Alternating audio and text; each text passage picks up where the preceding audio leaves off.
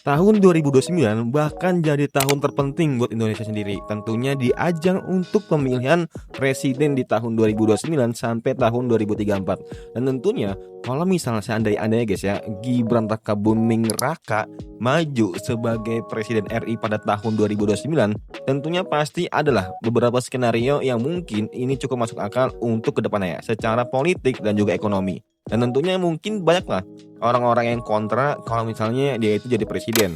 Bayangin aja guys ya, misalnya dia itu jadi presiden baru umur sekarang itu tahun ini ya 39, tahun depan 40. Berarti tahun 2029 dia itu sekitar kurang lebih umurnya itu antara 42 atau 43. Nah, umur 43 tahun udah jadi presiden atau nggak wakilnya lah. Misalnya guys ya, jadi wakil udah mimpin bapak-bapak para menteri-menteri yang umurnya itu di atas mereka. Ya tentunya pasti adalah salah satunya itu yang sedikit meremehkan dari beliau ya. Karena ya masih dengan konsep boomer. Kalau misalnya ada yang paling muda, mereka itu yang boomer-boomer ini merasa paling tinggi, paling apa bahasa guys ya, paling dihormati, harus dihargai segala macamnya. Nah makanya kenapa kalau misalnya Mas Gibran atau Pak Gibran Rakabuming Raka ini jadi presiden dan gimana jadinya? Hello guys, welcome in Bang Ari Janong. Jadi kali ini gue mau sharing kalian kenapa dan bagaimana jika Mas Gibran jadi presiden di tahun 2009. Kenapa gue bilang nggak Pak Prabowo 2 periode? Kenapa gue langsung bilang Mas Gibran? Karena Pak Prabowo itu umurnya itu sekarang itu udah 74 kalau nggak salah. Nah seandainya 3 tahun lagi itu udah umur 77, 78. Dan kalau misalnya beliau itu jadi presiden lagi, gue rasa sih agak maksa guys ya, bukan apa-apa. Nah karena gimana ya, di umur gitu mendingan beliau itu istirahat, rehat, nikmatin hidup segala macamnya. Wah karena kalau misalnya jadi presiden lagi, ya lu tahu sendiri lah. Sekarang di tahun 2006 banyak banget lah blunder-blunder beliau di pidato.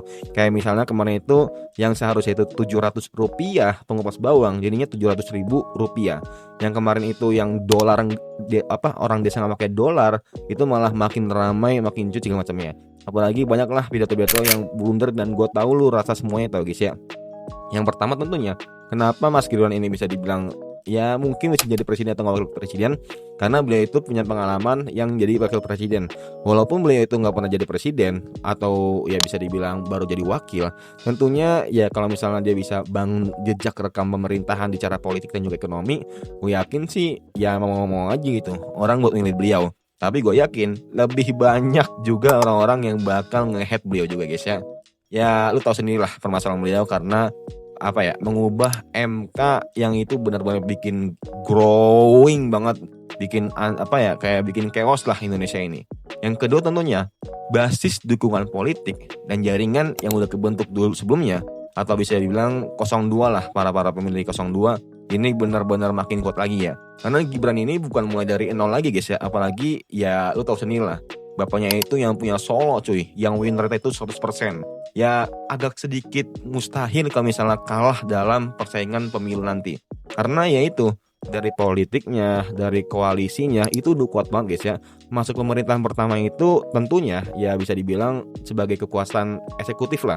Dan kalau misalnya lu perhatiin di tahun 2024 tentunya pencalonan ini bisa dibilang ya bakal jadi pencalonan yang kuat nanti di tahun 2009. Tergantung dengan bagaimana beliau ini bisa bergerak, bisa terjun langsung ke lapangan, bisa cari muka ke masyarakat. Walaupun kita nggak tahu hasilnya benar-benar asli atau nggak fake. Nah yang ketiga tentunya usianya masih dibilang sangat menguntungkan untuk politik jangka panjang. Gue tau lah di sini banyak yang komen, bang itu kan masih muda, ya setidaknya jadi gubernur dulu kayak atau wali kota segala macamnya. Nah kalau misalnya lo perhatiin guys ya, kalau seandainya nih guys ya, seandainya beliau itu jadi wali kota dulu, kan udah pernah jadi gubernur belum lah. Nah tapi kalau seandainya jadi gubernur dulu, gue yakin ya is oke aja nggak masalah.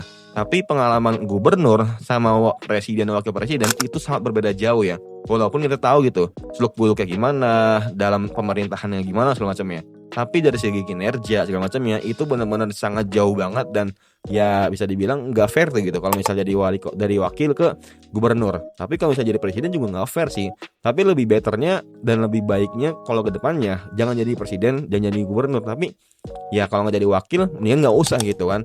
Karena ya beliau itu udah punya pengalaman, dan tentunya ketika beliau itu mungkin nanti di umur 43 masih panjang gitu perjalanan beliau di politik. Dan intinya ini harus benar-benar ya jangan sampai jadi politik keluarga lah. Nanti kalau misalnya Mas Gibran udah selesai, jadi siapa tuh? Kaisang yang naik segala macamnya. Jangan sampai lah kayak gitulah. Nah mungkin menurut kalian gimana? Gimana kalau misalnya Mas Gibran Raka Buming Raka jadi presiden di tahun 2009? Coba tulis di kolom komentar. Semoga bermanfaat and see you next time. Bye.